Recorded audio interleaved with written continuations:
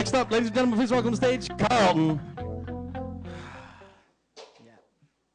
It was 12:21 a.m. and I always wanted to remember you.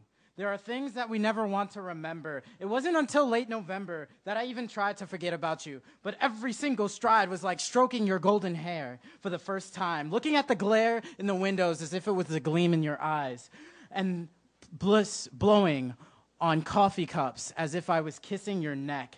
But this was just my way of saying goodbye, but I was missing you. I never was a big fan of blues until this brown-haired girl at Blues came on my radar. I would take holding your hand over one-night stands any day, but I didn't have many options anyway. It was either grief or relief, so I chose both. As every pickup line worked like a charm on her that would have never worked on you, but you could see through those tricks. See, that was the moment that I thought I was done with this chick, until I realized that she wanted to go to my crib. And then I figured out this girl's addiction, and I was staring right at it. My mind was completely blank, and I was successful until morning came without shame when I called her by your name. Accidentally, but still, it wasn't fair game. She stared at me. Her look could have subdued the most adamant man through, and I said, "You should find someone new." That slut had a heart of gold, made me spill my heart over the bed spring. With guys, always go for girls that look like their exes. That is when I lost it, because this broad was nothing like you, and the fact that she assumed that I was one of those guys who coveted clones like their former lovers, like trophies, so obsessed with palindromes, they don't even realize the beauty of the words radar and race car, just finding ways to experience the same thing, but hey, that's just natural.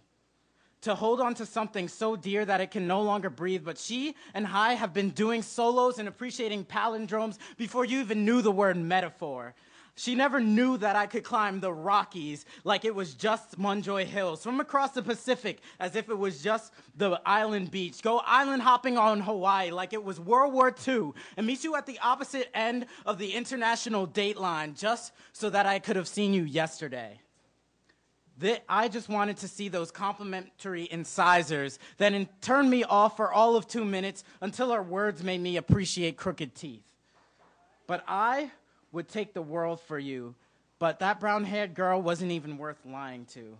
She didn't care, she just yelled at me with a try. I didn't care that she took off her $5 hoop earrings and threw them in my eye. I didn't care that she slammed the door. I just cared that I couldn't forget about you. So I walked out the door. Before I'm finished doing the same, every single stride it took was like stroking your golden hair for the first time, staring at the glare as if it was your eyes, blowing hot coffee, and then doing something different this time. I picked up the phone one last time, and I finally got the courage to say goodbye. Thank you.